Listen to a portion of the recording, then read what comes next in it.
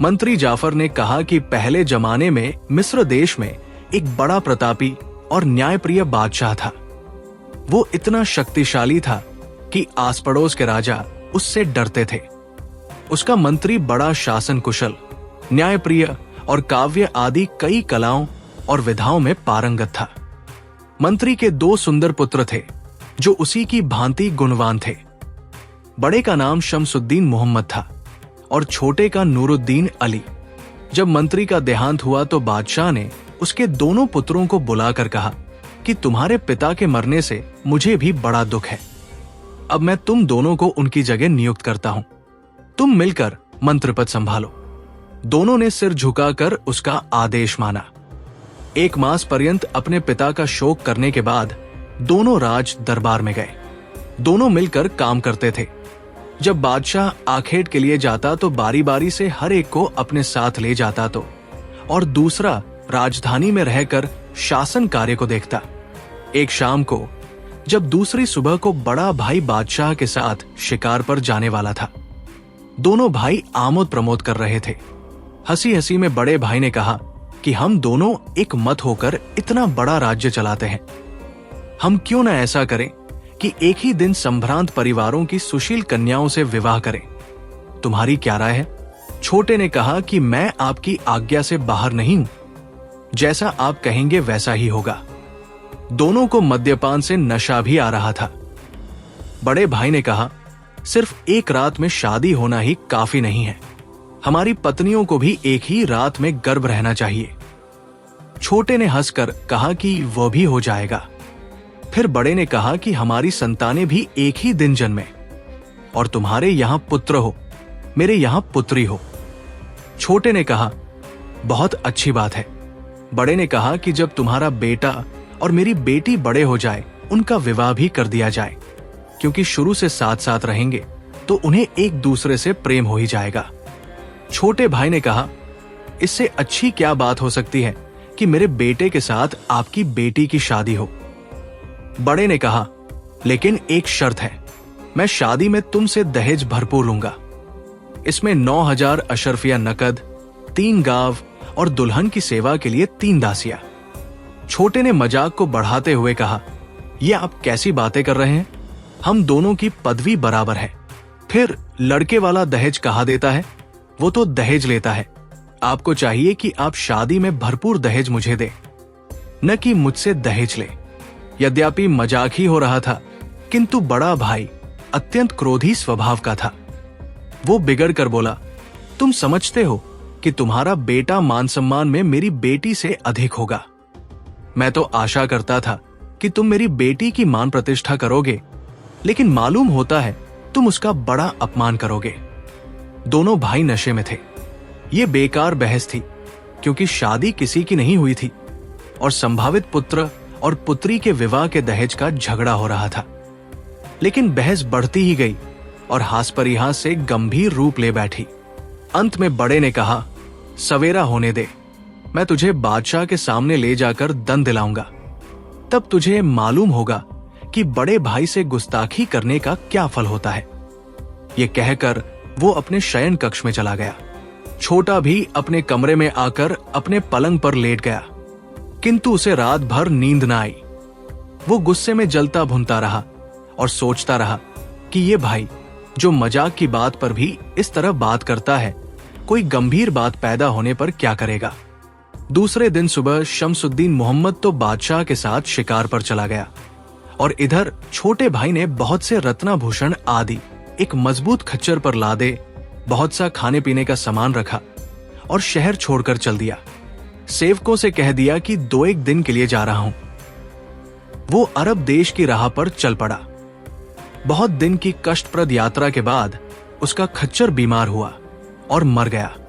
वो बेचारा अपना सामान कंधे पर रखकर पैदल ही चलने लगा।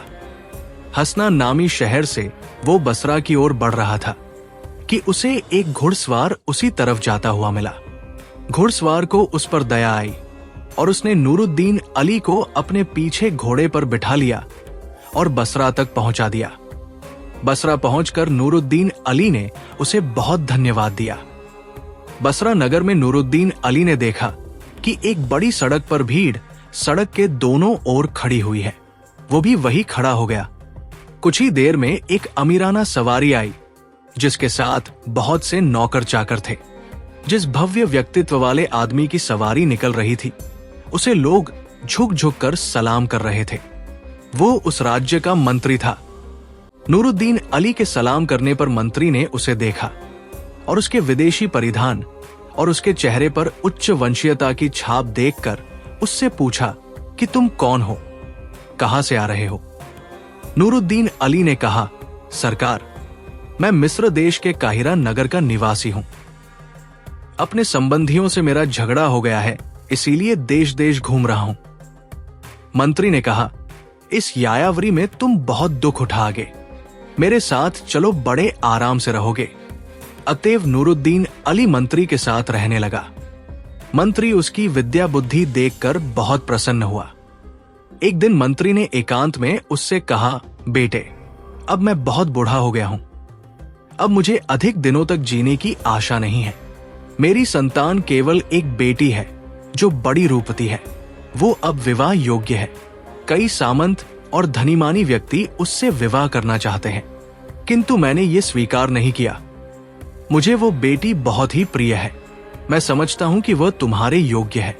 अगर तुम्हें कोई आपत्ति नहीं तो मैं तुम्हारे साथ उसका विवाह बादशाह से अनुमति लेकर कर दूं और साथ ही मंत्री पद के लिए तुम्हें अपना उत्तराधिकारी बनाऊं और सारी संपत्ति भी तुम्हारे नाम कर दूं।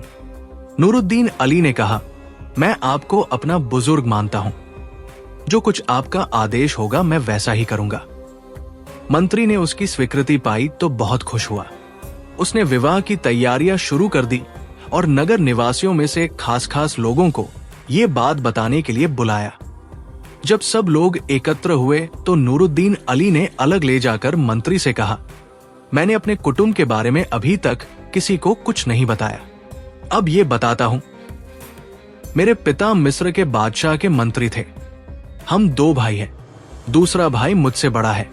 मेरे पिता की मृत्यु के उपरांत बादशाह ने हम दोनों भाइयों को उनका कार्यभार दे दिया।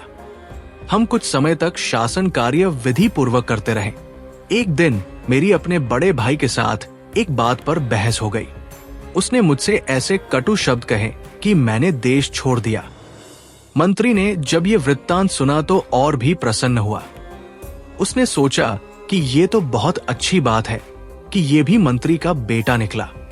उसने एकत्र हुए नागरिकों से कहा, मैं एक बात में आपकी सलाह लेना चाहता हूं। मेरा एक भाई मिस्र के बादशाह का मंत्री है।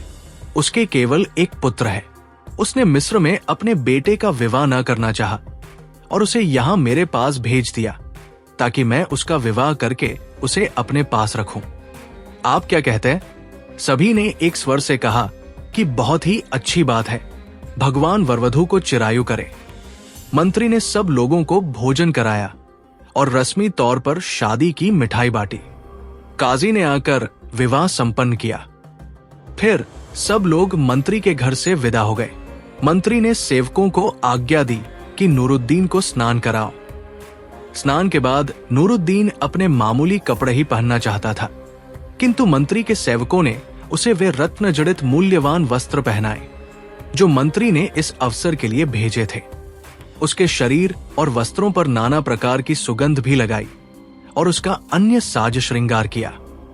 फिर नूरुद्दीन अली अपने श्वसुर यानी मंत्री के पास गया। मंत्री उसे देखकर प्रसन्न हुआ। प्यार से उसे अपने पास बिठाया। फिर उसने पूछा, तुम मिस्र के मंत्री के बेटे हो, फिर भी तुमने परदेश में रहना पसंद किया। ऐसी क्या बात हो गई थी कि तुम दोनों भाइयों की ऐसी ठनी कि तुम्हें देश छोड़ने का निर्णय लेना पड़ा? अब तुम मेरे दामाद हो, हम एक हो गए हैं। अब तुम्हें मुझसे कोई भेद छुपाना नहीं चाहिए। तुम साफ बताओ कि घर क्यों छोड़ा। नूरुद्दीन अली ने उसे सविस्तार बताया कि किस तरह हंसी हंसी में पैदा हुई एक बात कटु विवाद का रूप ले बैठी। मंत्री ये वृत्तांत सुनकर बहुत हंसा और बोला, सिर्फ इतनी सी बात पर तुम अपने भाई से अलग हो गए और अपना देश छोड़ बैठे? बेकार बात थी कि तुम्हारा और तुम्हारे भाई का एक साथ विवाह होता, एक साथ संतानें होती।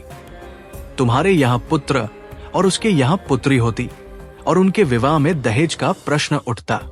लेकिन हाँ, तुम्हारे भाई की ज्यादती थी कि हंसी हंसी में होने वाली बात को खींचकर इतना कटु बना दिया। तुम्हारा देशत्याग समझदारी की बात तो नहीं थी, किंतु मेरे सौभाग्य से ये सब हो गया। खैर, अब यहां समय न लगाओ, अपनी दुल्हन के पास जाओ, वो तुम्हारी प्रतीक्षा कर रही है। नूरुद्दीन अली उसकी आज्ञा मानकर अपनी पत्नी के पास चला गया।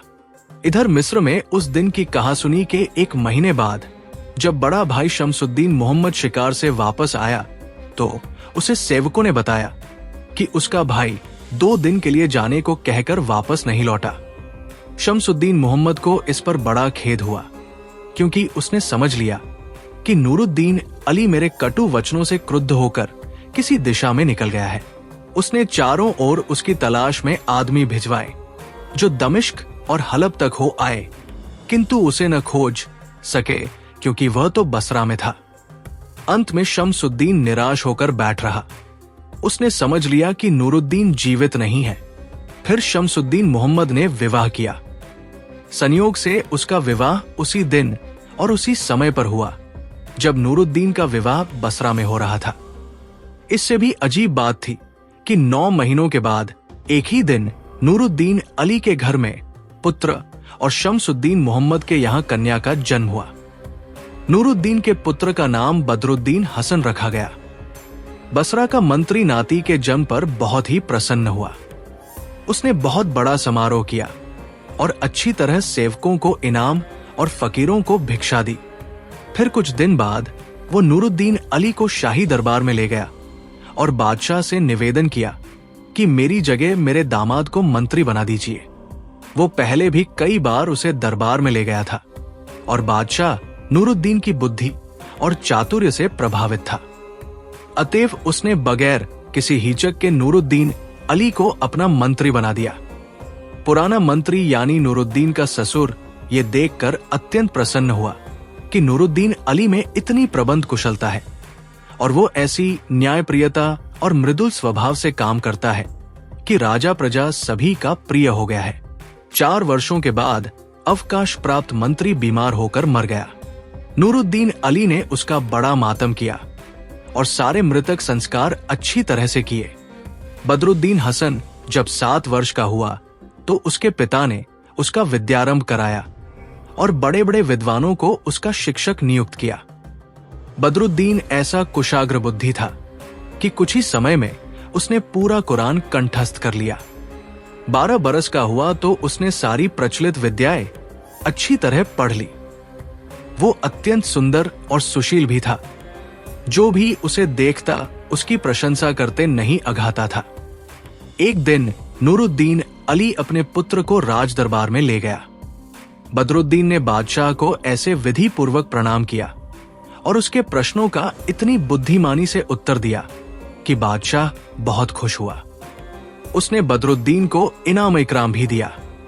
नूरुद्दीन अपने पुत्र के प्रशिक्षण पर बहुत ध्यान दिया करता था और बराबर उसे ऐसी बातें सिखाता था जिससे बेटे को लाभ हो और वो संसार में उच्च पद के योग्य सिद्ध हो। इसी तरह कई वर्ष निकल गए। फिर नूरुद्दीन बीमार पड़ गया। किसी इलाज से वो ठीक ही नहीं होता था और उसकी बीमारी बढ़ती चली जाती थी। अपना अंत समय आया देखकर उसने बदरुद्दीन को अपने निकट बुलाकर उपदेश दिया, बेटे, ये जीवन नश्वर है और संसार असार है। तुम मेरे मरने पर दुख न करना और भगवान की इच्छा समझकर संतोष करना। हमारे खानदान के लोग ऐसा ही करते हैं और जिन अध्यापकों ने तुम्हें पढ़ाया है उनका भी यही कहना था। अब मैं जो कहता हूं उसे ध्यान से सुनो। मुझे आशा है कि मैं जैसा कहूंगा वैसा ही तुम करोगे। मैं वास्तव में मिस्र देश का निवासी हूं। मेरे पिता वहां के बादशाह के मंत्री थे। उनके मरने पर मैं और मेरा बड़ा भाई शमसुद्दीन मोहम्मद दोनों मंत्री बना दिए गए। मेरा बड़ा भाई अब तक वहां का मंत्री है, लेकिन मैं किसी कारण से यहां चला आया। फिर उसने एक छोटे कलमदान से एक कागज निकालकर बेटे को दिया और कहा, फुर्सत से इसे पढ़ना, इसमें तुम्हें सारा हाल मिलेगा। मेरे विवाह और अपने जन्म की तिथियां भी तुम इसमें लिखी पाओगे। ये कहकर नूरुद्दीन अली बेहोश हो गया। बदरुद्दीन को पिता की मृत्यु निकट देखकर बड़ा रंज हुआ। वो रोने पीटने लगा, लेकिन बदरुद्दीन को कुछ देर बाद होश आया। उसने बेटे से कहा, अब मैं कुछ देर ही का मेहमान हूं। मैं इस अंतिम समय पर तुम्हें कुछ उपदेश कर रहा हूं, जिन्हें तुम हमेशा याद रखना। पहली बात तो ये कि किसी से बहुत घनिष्ठ मित्रता न करना, न अपने भेद किसी से कहना। दूसरी ये कि किसी व्यक्ति पर अत्याचार न करना, क्योंकि अच्छी तरह समझ लेना चाहिए कि ये दुनिया लेन देन की जगह है। जैसी भलाई बुराई तुम करोगे वैसा ही तुम्हें बदला मिलेगा। तीसरी बात यह है कि कभी ऐसी बात मुंह से न निकालना जिससे तुम्हें बाद में लज्जित होना पड़े। और ये भी याद रखो कि बहुत बोलने वाला आदमी हमेशा लज्जित होता है, और जो कम बोलता है और सोच समझकर बोलता है उसे लज्जा नहीं उठानी पड़ती, क्योंकि गंभीरता से आदमी का मान बढ़ता है और उसके प्राणों को भी खतरा नहीं होता, और बकवासी आदमी उटपटांग बातें करके मुसीबत उठाता है।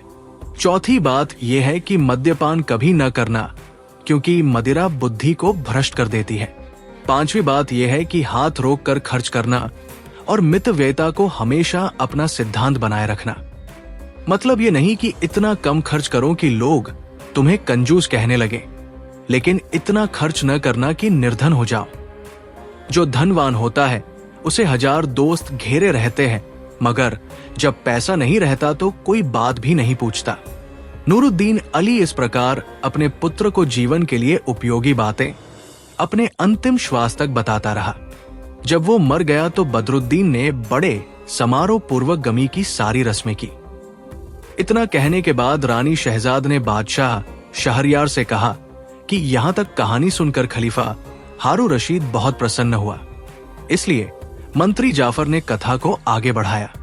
उसने कहा कि बदरुद्दीन ने, जिसे बसरा में जम लेने के कारण लोग बसराई कहने लगे थे, उस देश की रीति के अनुसार 1 महीने तक घर में बैठकर पिता की मृत्यु का मातम किया। इस पर बादशाह को आपत्ति ही क्या होती, किंतु बदरुद्दीन को बाप के मरने का इतना शोक हुआ कि इसके बाद भी दरबार में न गया। जब दूसरा महीना भी बीत गया तो बादशाह को बड़ा क्रोध आया। उसने बदरुद्दीन हसन के बजाय दूसरे व्यक्ति को मंत्री नियुक्त कर दिया और एक दिन नए मंत्री को आज्ञा दी कि पुराने मंत्री की जमीन जायदाद जब्त कर लो और बदरुद्दीन हसन को गिरफ्तार करके मेरे सामने लाओ। नया मंत्री सिपाहियों की एक टुकड़ी लेकर बदरुद्दीन के घर की ओर चला। बदरुद्दीन के एक गुलाम ने यह देख लिया और वो दौड़कर अपने स्वामी के निकट गया और उसके पांवों पर गिरकर उसके वस्त्रों को चूम कर बोला कि आप तुरंत घर छोड़ दें। बदरुद्दीन ने पूछा कि आखिर बात क्या है। गुलाम ने कहा कि अधिक कुछ कहने सुनने का अवसर नहीं है। बादशाह ने आपकी संपत्ति जब्त करने और आपको गिरफ्तार करने का आदेश दिया है और नया मंत्री राजमहल से सिपाही लेकर चल चुका है। बदरुद्दीन ये सुनकर घबरा गया और बोला कि मैं कुछ रत्न और रुपया पैसा तो ले लूं। गुलाम ने कहा कि कुछ न लीजिए, सिर्फ अपनी जान लेकर निकल जाइए, क्योंकि मंत्री का किसी क्षण भी इस मकान में प्रवेश हो सकता है। ये सुनकर बदरुद्दीन पैदल जा रहा था, इसलिए उसके कब्रिस्तान पहुंचते पहुंचते सूरज डूब गया। वो अपने पिता की उस लंबी चौड़ी कब्र पर पहुंचा जहां वो दफन था। ये कब्र नूरुद्दीन ने अपने जीवन काल ही में अपने लिए बनवा ली थी। वो कब्र पर जाकर बैठा ही था कि उसकी एक यहूदी व्यापारी से भेंट हुई। यहूदी ने बदरुद्दीन को पहचाना और कहा कि आप यहां रात में कैसे आए। बदरुद्दीन ने कहा कि मैंने स्वप्न में अपने पिता को देखा था, जो नाराज होकर मुझसे कह रहे थे कि तू मुझे बिल्कुल भूल गया और मुझे दफन करने के बाद मेरी कब्र पर भी नहीं आया। इसीलिए मैं परेशान होकर तुरंत ही घर से चल पड़ा और यहां पहुंच गया। इसीलिए मैंने कोई सेवक आदि भी अपने साथ नहीं लिया। यहूदी को उसकी बात पर विश्वास न हुआ और वो समझ गया कि बदरुद्दीन पर कोई मुसीबत आई है। उसने कहा, आपको शायद नहीं मालूम कि आपके पिता ने व्यापार में भी पैसा लगाया था। कई जहाजों पर उनका हजारों दीनार का माल लदा हुआ है और वे जहाज व्यापार यात्राओं पर हैं। आपके पिता मुझ पर बड़े कृपालु थे और मैं अपने को उनका सेवक समझता था। अब उस माल के मालिक आप हैं चाहे तो अपने पहले जहाज के माल को मेरे हाथ बेच दे, मैं उसे 6000 मुद्राओं से खरीदने के लिए तैयार हूं। बदरुद्दीन के पास तो कानी कौड़ी न थी। उसने इन मुद्राओं को भगवान की देन समझा और सौदा मंजूर कर लिया। यहूदी ने कहा, अच्छी तरह सोच लीजिए, 6000 मुद्राएं देकर मैं आपके पहले जहाज के माल का स्वामी हो जाऊंगा, चाहे माल कितने ही का हो। क्या आप ये सौदा पूरी रजामंदी से कर रहे हैं? बदरुद्दीन ने कहा, हां, मैं पूरी रजामंदी से माल बेच रहा हूं। यहूदी ने कहा, मालिक, मैं आपके ऊपर पूरा विश्वास करता हूं, किंतु दूसरों को दिखाने के लिए जरूरी है कि आप ये क्रय पत्र लिखित रूप में मुझे दें। यह कहकर उसने कमर से बंधा हुआ कलमदान निकाला। बदरुद्दीन ने लिख कर दे दिया, मैं बसरा पहुंचने वाले अपने पहले जहाज का माल इसहाक यहूदी के हाथ 6000 मुद्राओं में बेचता हूं। ये लिखकर नीचे हस्ताक्षर कर दिए।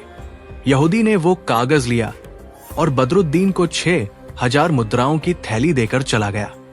बदरुद्दीन अब अपने पिता की कब्र से लिपटकर अपने दुर्भाग्य पर रोने लगा और बहुत देर तक रोता रहा, यहां तक कि रोते रोते सो गया। इसी अरसे में एक जिन्न उधर घूमता फिरता निकला। बदरुद्दीन का सुंदर रूप देखकर उसे बड़ा आश्चर्य हुआ। उसने इतना सुंदर कोई मनुष्य नहीं देखा था। उसे देर तक देखने के बाद वो आकाश में पहुंचा। परी से उससे कहा कि जमीन पर मेरे साथ चलो। मैं वहां पर एक कब्रिस्तान में एक कब्र पर रोता हुआ ऐसा आदमी दिखाऊंगा जिसकी सुंदरता पर तुम भी मोहित हो जाओगी। परी ने स्वीकार किया। दोनों जमीन पर आए और जिन्न ने सोते हुए बदरुद्दीन की ओर उंगली उठाकर कहा, ऐसा सुंदर मनुष्य कहीं देखा है? परी ने बदरुद्दीन को गौर से देखा और बोली, वास्तव में ये अत्यंत रूपवान है, किंतु मैं काहिरा में, जो मिस्र की राजधानी है, एक विचित्र बात देख कर आई हूं। यदि तुम उसे जानना चाहो तो बताओ। जिन्न ने कहा, जरूर बताओ। परी बोली, मिस्र के बादशाह का एक मंत्री है जिसका नाम शमसुद्दीन मोहम्मद है। उसकी एक 20 बरस की पुत्री है जो अतीव सुंदरी है। बादशाह ने उसके रूप की प्रशंसा सुनकर मंत्री से कहा कि उस कन्या का विवाह मेरे साथ कर दो। मंत्री ने हाथ जोड़कर कहा कि महाराज, मुझे इस अनुग्रह से क्षमा करें। कारण पूछने पर उसने कहा कि मेरा छोटा भाई नूरुद्दीन अली भी मेरे साथ आपका मंत्री था। वो बहुत दिन हुए घर छोड़कर चला गया। सुना है कि वो बसरा का मंत्री हो गया था और अब जीवित भी नहीं है, लेकिन उसके यहां एक बेटा हुआ था जो अब भी होगा। फिर मंत्री ने बादशाह को एक तकरार बताई जो उसके और उसके भाई के बीच हुई थी और कहा कि चूंकि मैंने भाई को वचन दे दिया था कि अपनी पुत्री का विवाह उसके पुत्र के साथ करूंगा, इसलिए मैं मजबूर हूं और आपकी आज्ञा का पालन नहीं कर सकूंगा। आपके लिए तो काहिरा में अमीरों की अनगिनत सुंदरी कन्याएं हैं, जिससे चाहे विवाह करें। बादशाह मंत्री की बात सुनकर अत्यंत क्रुद्ध हुआ। उसने कहा कि तुम मुझे इतना छोटा समझते हो कि मेरे साथ रिश्तेदारी भी न करो। मैं तुम्हें इस गुस्ताखी की ऐसी सजा दूंगा कि तुम्हें हमेशा याद रहे। अब तुम्हारी कन्या एक बदसूरत गुलाम से ब्याही जाएगी। ये कहकर बादशाह ने घुड़साल में काम करने वाले एक महाकुरूप कुबड़े हबशी गुलाम को दूल्हे की तरह सजाने का आदेश दिया। इस गुलाम का पेट भी बहुत बड़ा था और पांव भी टेढ़े थे। उसने मंत्री से कहा कि जाओ, अपनी पुत्री के उस गुलाम के साथ विवाह करने की तैयारी करो। मंत्री बेचारा अत्यंत दुखी मन से अपने भवन में आया। बादशाह की आज्ञा टाली नहीं जा सकती थी, इसलिए उसने विवाह की तैयारियों का आदेश दिया। रात को काहिरा में गुलामों ने बारात सजाई और कुबड़े गुलाम को हम्माम में भेजा और खुद हम्माम के द्वार पर एकत्र हो गए। कुबड़े और बदसूरत गुलाम को नहला धुलाकर अच्छे कपड़े पहनाए गए। उसी समय जिन्न से परी ने कहा, कुरूप गुलाम को शादी के कपड़े पहनाए गए हैं और इस समय उसका दूल्हे की तरह श्रृंगार किया जा रहा है। कितने दुख की बात है कि मंत्री की इतनी सुंदर कन्या इतने कुरूप गुलाम की पत्नी बने। ये सुनकर जिन्न बोला, अगर हम लोग कुछ ऐसा करें कि उस कन्या का विवाह इस सुंदर युवक से हो जाए तो कैसा रहे? परी ने कहा, मैं तो दिल से चाहती हूं कि कुछ ऐसा किया जाए कि बादशाह का अन्याय घटित न हो सके। गुलाम को धोखा देकर उसकी जगह इस युवक को बिठा दिया जाए। इससे बादशाह को भी उनके अनुचित क्रोध का फल मिल जाएगा और मंत्री और उसकी पुत्री का भी गुलाम के साथ रिश्तेदारी करने के अपमान से बचाव हो जाएगा। जिन ने परी से कहा कि अगर तुम मेरी सहायता करो तो ये काम हो सकता है। मैं इसके जागने के पहले ही इसे उठाकर काहिरा में पहुंचा दूंगा। चुनाचे जिन्न और परी एक क्षण ही में बदरुद्दीन हसन को उठाकर काहिरा में हम्माम के पास ले गए। बदरुद्दीन की आंख खुली तो वो स्वयं को नई जगह पाकर बहुत घबराया और चीत्कार करने ही वाला था कि जिन ने उसके कंधे पर हाथ रखकर उससे चुप रहने के लिए कहा।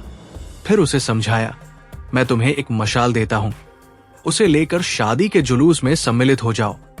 मंत्री के मकान में निडर होकर चले जाओ और अंदर जाकर कुबड़े के दाहिनी ओर बैठ जाना। इसके पहले गानेब जाने वालों को जो बारात के साथ होंगे खूब इनाम देना और अंदर जाकर दुल्हन की बंदियों को भी मुट्ठी भरकर सिक्के देना। ये ख्याल मत करना कि तुम्हारी थैली खाली हो जाएगी। तुम किसी से न डरना और मेरे बताए पर काम करते जाना। अतएव बदरुद्दीन मशाल लेकर भीड़ में शामिल हो गया। कुछ देर में दूल्हा बना गुलाम भी हम्माम से बाहर निकला और शाही घोड़े पर बैठकर दुल्हन के घर की ओर चला। बदरुद्दीन ने गानेब जाने वालों को मुट्ठी भर भर कर रुपए दिए।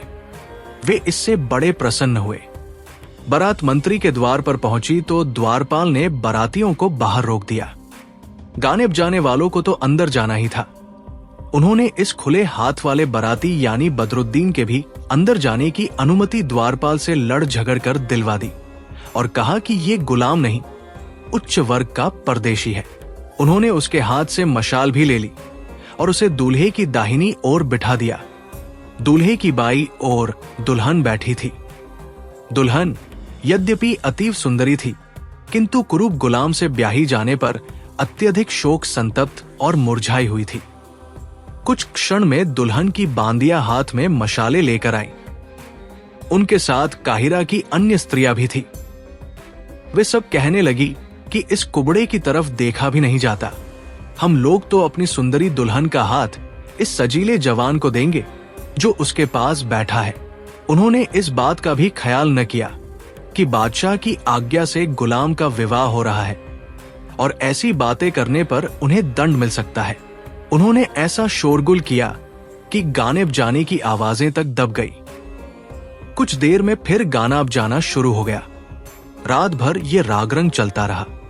डोमिनियो ने 7 प्रकार के राग गाए और प्रत्येक राग पर दुल्हन को एक नया जोड़ा पहनाया गया।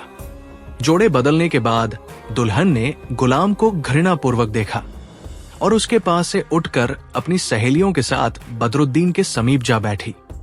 बदरुद्दीन ने जिन्न के आदेशानुसार बांदियों आदि को मुट्ठी भर भर इनाम देना शुरू किया और मुट्ठी भर भर सिक्के उछालने भी शुरू किए। स्त्रियां एक दूसरे से लड़ झगड़ कर सिक्के उठाने लगी और बदरुद्दीन की ओर प्रशंसा के भाव से देखने लगी और उसे आशीर्वाद देने लगी। वे एक दूसरे को इशारे से बता रही थी कि ये सुंदर युवक ही दुल्हन के लायक है, ये कुबड़ा गुलाम उसके लायक नहीं है। महल के अन्य सेवकों में भी ये बात होने लगी। कुबड़े की कान में कुछ तो भनक पड़ी, किंतु वो साफ न सुन सका क्योंकि गानेब जाने की आवाज भी ऊंची थी और सामने तरह तरह के तमाशे भी हो रहे थे। दुल्हन जब सारे जोड़े बदल चुकी तो गाना अब जाना बंद हो गया। अब सेवकों ने बदरुद्दीन को उठने का इशारा किया। वो उठकर खड़ा हो गया। अब सारे लोग उस कक्ष से बाहर चले गए और दुल्हन भी अपनी सहेलियों के साथ अपने भवन चली गई। वहां उसे सेविकाओं ने सोने के समय के कपड़े पहना दिए। इस कक्ष में गुलाम और बदरुद्दीन ही रह गए।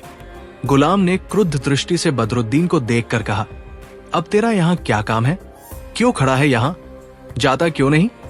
वो बेचारा घबराकर बाहर जाने को उद्यत हुआ, किंतु परी और जिन ने, जो अदृश्य रूप से वहां मौजूद थे, उससे कहा कि तुम बाहर न जाओ, हम लोग इस कुबड़े ही को भगा देंगे और तुम दुल्हन के कमरे में चले जाना।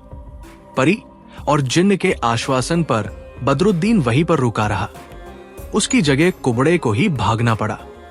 हुआ ये कि जिन्न ने बिल्ली का रूप धारण कर लिया और वो बिल्ली कुबड़े को तेज नजरों से देखने लगी।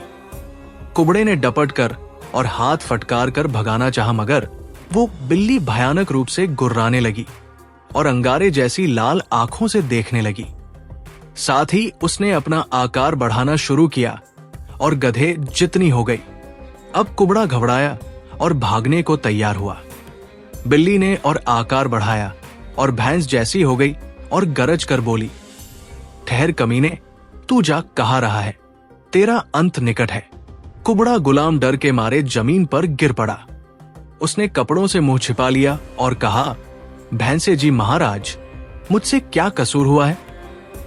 भैंसा बना हुआ जिन्न बोला, तेरा ये साहस कि मेरी प्रेयसी से विवाह रचाए? कुबड़े ने कहा, मालिक, मुझे क्षमा करें, मुझे मालूम नहीं था कि मंत्री की कन्या आपकी प्रेमिका है। भैंसा बोला, अच्छा, तेरी जान नहीं लूंगा, लेकिन जैसा कहो वैसा कर। तू इसी तरह आंखें बंद करके रात भर यहां रह और जब सवेरा हो जाए तो भाग जाना। इधर मुड़कर भी नहीं देखना, वरना मैं सींगों से तेरा पेट फाड़ डालूंगा। वो भैंसा मनुष्य के रूप में आ गया। उसने कुबड़े को सिर के बल दीवार के सहारे खड़ा कर दिया और कहा, अगर तुमने रात में कभी हिलने डुलने की कोशिश की तो तुझे इसी दीवार से रगड़ कर खत्म कर दूंगा। फिर परी और जिन्न वहां से चले गए। इधर बदरुद्दीन हंसी खुशी से दुल्हन के भवन पहुंचा। वहां एक वृद्धा परिचारिका उसे देखकर बड़ी प्रसन्न हुई और बोली, बड़ा अच्छा हुआ कि कुबड़े की जगह तुम आए। अब तुम इस कमरे में जाओ जहां दुल्हन तुम्हारी प्रतीक्षा में है। उसके साथ रात भर आनंद करना। फिर वो बदरुद्दीन को कमरे में भेजकर बाहर से कमरा बंद करके चली गई। मंत्री की पुत्री ने उससे पूछा कि तुम तो मेरे पति के साथी हो, यहां कैसे आए? बदरुद्दीन ने कहा, मैं तुम्हारे पति का साथी नहीं, स्वयं तुम्हारा पति हूं।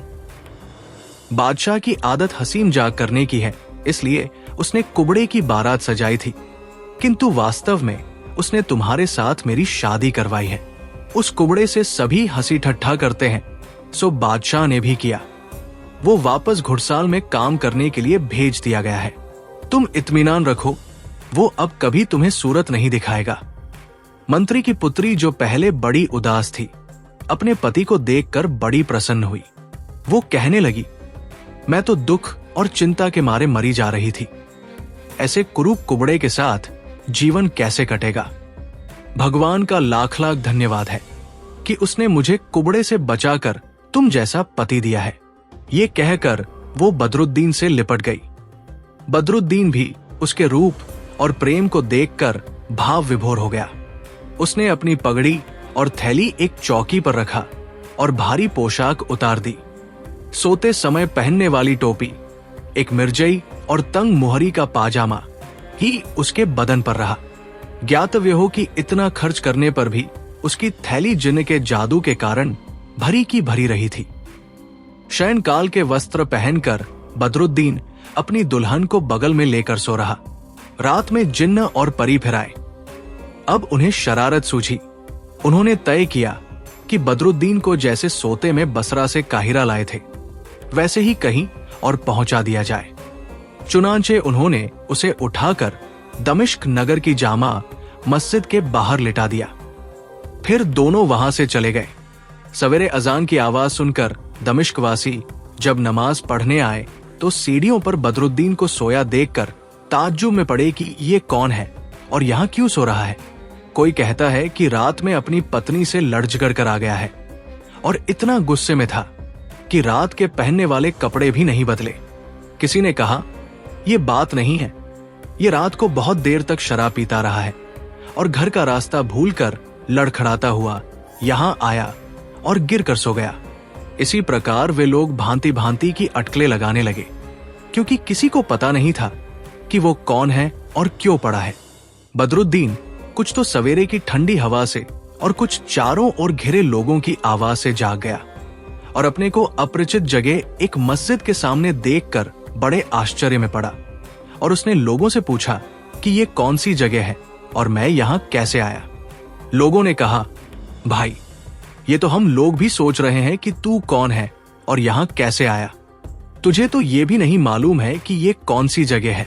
ये दमिश्क का नगर है और ये यहाँ की जामा मस्जिद है। बदरुद्दीन ने कहा, बड़े आश्चर्य की बात है कि कल रात मैं काहिरा में सोया था और आज सुबह दमिश्क में पहुंच गया। उसकी बात सुनकर लोगों ने समझा कि ये पागल है और उसकी जवानी और खूबसूरती को देखकर उसके उन्मादग्रस्त होने पर खेद प्रकट करने लगे। एक बुड्ढे ने कहा, बेटे, तू क्या बातें कर रहा है? ये कैसे हो सकता है कि रात को तुम काहिरा में हो और सुबह दमिश्क पहुंच जाओ? बदरुद्दीन ने कहा, मैं सच कहता हूं। पिछली रात मैं काहिरा में था और उससे पिछली रात में बसरे में था। ये सुनकर आसपास के लोग ठाका मारकर हंसने लगे और शोरगुल करने लगे। वे कहने लगे, तुम बिल्कुल मूर्ख हो या फिर किसी गुप्त कारण से ऐसे बैसर पैर की बातें कर रहे हो। बड़े ही खेद की बात है कि तुम जैसे भले चंगे दिखने वाले आदमी की मानसिक दशा विक्षिप्त सी हो जाए। एक आदमी ने कहा, तुम खुद ही बताओ, ये कैसे संभव है कि कोई रात को काहिरा में सोए और सुबह दमिश्क में जागे? मालूम होता है तुमने सपना देखा है और अभी तक ठीक तरह से जागे नहीं हो, उसी सपनों की दुनिया में खोए हो। बदरुद्दीन हसन ने कहा, मैं बिल्कुल ठीक कहता हूं। कल रात को काहिरा में मेरा विवाह हुआ था। लोग और हंसे और कहने लगे कि ये वाकई अभी तक सपना देख रहा है। बदरुद्दीन बोला, नहीं, सच्ची बात है, सपना नहीं है। रात को मेरी दुल्हन ने 7 रागों पर 7 जोड़े बदले। उसका विवाह एक कुबड़े गुलाम से किया जा रहा था, किंतु फिर मेरे साथ कर दिया गया। मैं अच्छे वस्त्र और भारी पगड़ी पहने था और मुद्राओं से भरी एक थैली भी मेरे पास थी। मालूम नहीं वे चीजें कौन ले गया और मुझे यहां छोड़ गया। बदरुद्दीन जितना अपनी बात पर जोर देता था, उतना ही लोग हंसते और उसे पागल बताते थे। वो तंग आकर एक ओर चला गया तो भीड़ उसके पीछे हो ली। सभी लोग चिल्ला रहे थे, पागल है। उसके ऊपर पत्थर भी फेंके जाने लगे। बदरुद्दीन घबराकर एक हलवाई की दुकान में घुस गया। ये हलवाई पहले पश्चिमी क्षेत्रों में लुटेरों का सरदार था और लूटमार से जीवन निर्वाह करता था। कुछ काल से वो इस निंद्य कर्म को छोड़कर ईमानदारी से रोजी कमाने लगा था। वो बहुत परोपकारी और मिलनसार हो गया था और आम लोग उसके प्रशंसक थे। फिर भी उसे क्रुद्ध करना कोई भी नहीं चाहता था, क्योंकि उसका अतीत लोगों को मालूम था। उससे लोग भय भी खाते थे। हवाई ने सबको डांटट पट कर भगा दिया और बदरुद्दीन से पूछा कि क्या बात है। उसने फिर अपना पूरा हाल बताया तो हलवाई ने कहा, तुम बड़े समझदार लगते हो, लेकिन ये कहानी अब और किसी से न कहना, वरना लोग तुम्हें पागल ही कर छोड़ेंगे। मेरे कोई संतान नहीं है। मैं तुम्हें गोद ले लूंगा और जब तुम मेरे दत्तक पुत्र बन जाओगे तो तुम्हें छेड़ने का किसी को साहस नहीं रहेगा। बदरुद्दीन को अपने वर्ग से नीचे के आदमी का दत्तक पुत्र बनने के विचार से दुख तो हुआ, लेकिन और कोई चारा भी नहीं था। इसलिए उसने हलवाई की बात मान ली। हलवाई ने उसे अच्छे कपड़े पहनाए और मित्रों और संबंधियों को बुलाकर गोद लेने की रस्म पूरी कर दी। काजी के सामने भी कार्यवाही हो गई। बदरुद्दीन ने हलवाई का काम सीखा और हसन हलवाई के नाम से मशहूर हो गया। उधर काहिरा में क्या हुआ ये भी सुनिए। मंत्री शमसुद्दीन की पुत्री जब सवेरे सोकर उठी तो उसने अपने पति को अपने पास न पाया। वो समझी कि वो शौच आदि के लिए गया होगा और वो उसकी प्रतीक्षा करने लगी। इतने में मंत्री शमसुद्दीन शोकाकुल दशा में वहां आया, क्योंकि वो समझता था कि कुबड़ा गुलाम ही उसका दामाद हो गया है। उसने दुखी स्वर में अपनी पुत्री को पुकारा। उसने जब दरवाजा खोला तो बड़ी प्रसन्न अबदन थी। मंत्री को आश्चर्य हुआ, क्योंकि गुलाम की पत्नी होने पर उसे दुखी होना चाहिए था। उसने पूछा, तुम इतनी खुश कैसे हो? मैं तो सोचता था तुम रो रही होगी। लड़की बोली, पिताजी, मेरा विवाह कुरूप कुबड़े के साथ नहीं हुआ, बल्कि एक अति रूपवान नवयुवक के साथ हुआ है। मंत्री ने कहा, तू क्या बकती है? वो कुबड़ा ही तेरा पति है और वही यहां सोया होगा। पुत्री बोली, नहीं पिताजी, कुबड़ा जाए जहन्नम में। मेरा पति तो काली भवों वाला और बड़ी बड़ी आंखों वाला सजीला जवान है। अभी वो शौच आदि के लिए गया है, वही इस कमरे में सोया था। अभी वापस आता होगा, आप स्वयं उसे देखेंगे। मंत्री चक्कर में पड़ा कि ये सजीला जवान कहां से आ गया। वो उसे महल में ढूंढने लगा, लेकिन वो कहीं न मिला। हाँ, उसने एक कमरे में ये जरूर देखा कि कुबड़ा गुलाम सर के बल दीवार से सहारे खड़ा है। मंत्री ने उससे पूछा कि तुम्हें इस प्रकार किसने खड़ा किया। कुबड़ा उसकी आवाज पहचान कर भी वैसे ही उल्टा खड़ा रहा और बोला, आपको मेरे साथ ऐसा क्रूर परिहास नहीं करना चाहिए था। आप जानते थे कि भैंसा बना हुआ जिन्न आपकी पुत्री का प्रेमी है, तो मुझे दामाद बनाने के लिए क्यों कहा? मंत्री ने कहा, तू पागल तो नहीं हो गया है कि ऐसी उटपटांग बातें कर रहा है? कुबड़े ने कहा, नहीं, मैं सच कह रहा हूं। सुबह होने तक मैं हिल भी नहीं सकता, वरना जिन्न मुझे मार डालेगा। आप जानना ही चाहते हैं तो सुनिए। रात को एक काली बिल्ली मुझे आकर डराने लगी। मैंने उसे भगाया तो वो बड़ी होने लगी और कुछ देर में भैंसा बन गई। उसने बताया कि वो आपकी पुत्री का प्रेमी है। उसने मुझे इस प्रकार खड़ा कर दिया और कहा कि सुबह से पहले अपनी जगह से हिले तो मार डालूंगा। मंत्री ये बैसर पैर की कहानी सुनकर ऊब गया। उसने गुलाम को सीधा खड़ा कर दिया। गुलाम सिर पर पाव रख कर भागा और पीछे निगाह भी नहीं की। वो सीधा राजमहल में गया और बादशाह के पांवों पर गिर पड़ा। बादशाह के पूछने पर उसने रात का अपना सारा अनुभव बताया। बादशाह ये सब सुनकर बहुत हंसा। इधर मंत्री अपनी पुत्री के पास फिर गया और बोला, तुम जिसे अपना पति कहती हो वो तो महल में कहीं नहीं मिला, तुम झूठ बोल रही हो। पुत्री ने कहा, मैं बिल्कुल सच कहती हूं। आपको मेरी बात पर विश्वास ना हो तो ये चौकी पर रखे हुए कपड़े और ये पगड़ी देखिए। ये चीजें मेरे पति की हैं। सोने के पहले उसने कपड़े उतार कर यहां रख दिए थे।